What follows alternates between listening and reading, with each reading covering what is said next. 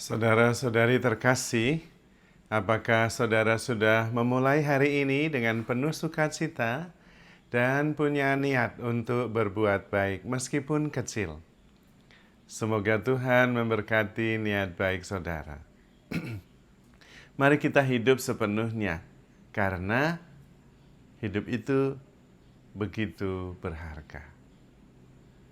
Hari ini saya ingin mengajak kita semua untuk terus membuka diri semakin luas dan semakin menyadari bahwa hidup itu adalah kemungkinan yang tanpa batas. Yang bisa membatasi kita ya pikiran kita sendiri.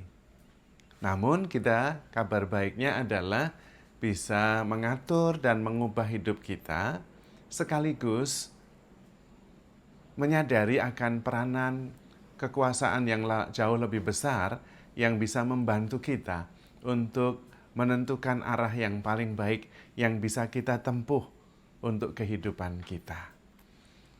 Artinya kita sudah bukan masanya untuk berputus asa, karena jalan selalu bisa kita temukan jalan keluar.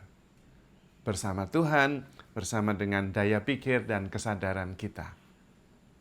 Kalau pikiran kita membatasi, kita bisa memperluas pikiran itu.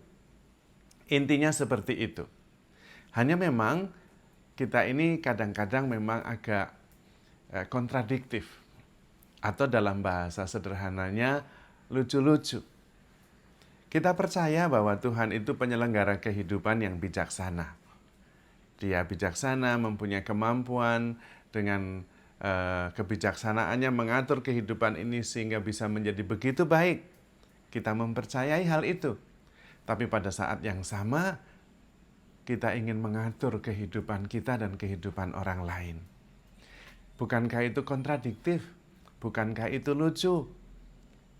Karena berlawanan, percaya Tuhan bisa mengatur kehidupan ini dan kemudian kita tidak mau melepaskan kuasa mengatur itu kepada Tuhan yang kita percayai bisa mengatur dengan bijaksana.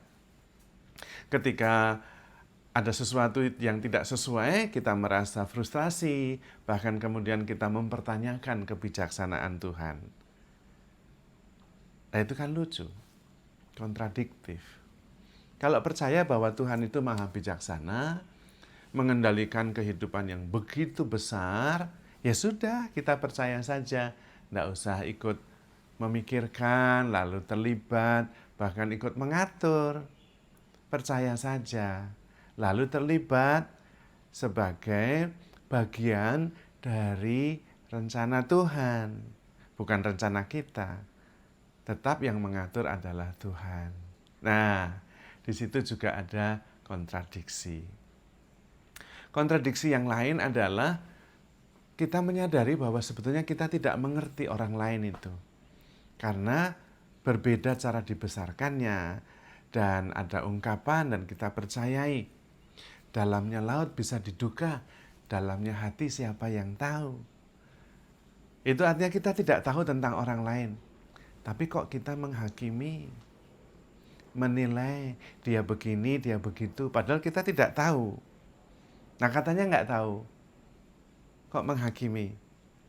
Lalu ketika kita menghakimi, kita kemudian tidak punya waktu untuk mencintai. Nah, kenapa tidak mengalami saja? Saudara kita tidak usah dipikirin dia bagaimana, toh kita tidak tahu. Experiencing aja. Bukankah pengalaman itu selalu baru dan itu satu-satunya yang kita punya? Jangan dinilai berdasarkan data lama. Kemarin dia begini, berarti hari ini dia juga begitu. Kan nggak logis. Karena hari ini hari baru, konteksnya baru, situasinya baru, perasaannya lain sama sekali dengan yang kemarin. Tapi kita mempunyai gambar yang sama tentang saudara kita. Bahkan ada yang berani mengatakan, saya sudah tahu semua kartunya.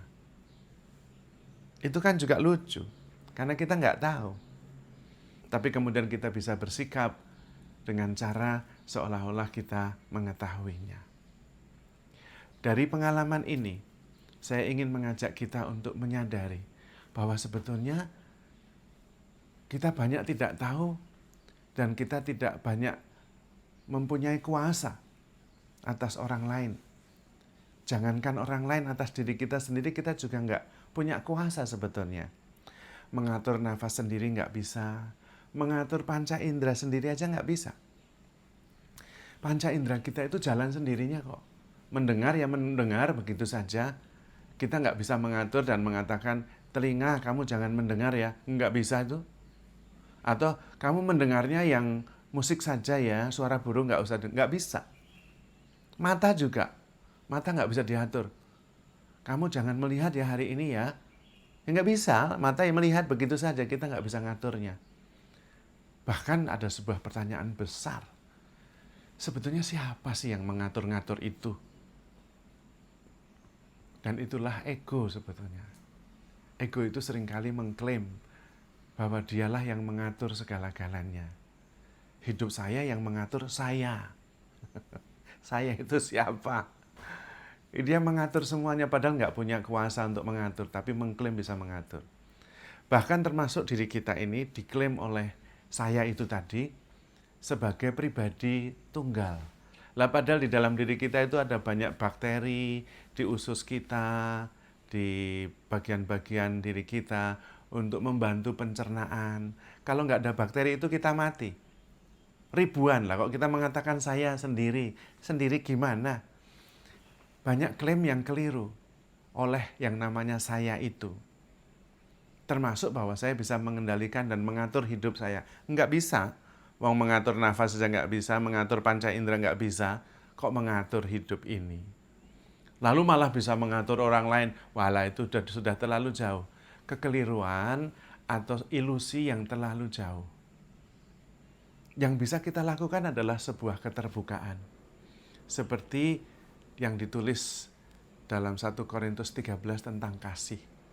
Kasih itu percaya segala sesuatu, mengharapkan segala sesuatu, sabar menanggung segala sesuatu, menerima segala sesuatu. Lebih baik kita terbuka saja, lalu mengalami setiap peristiwa dengan hadir sepenuhnya. I am here for you. Lah itu kan hidupnya lebih ringan. Pengalaman itu nggak usah dipikir. Experience itu nggak perlu dipikir. Dialami, dijalani, disyukuri. Dan sebetulnya menurut saya hidup juga nggak usah dipikirin. Lawang dipikirin juga nggak bisa.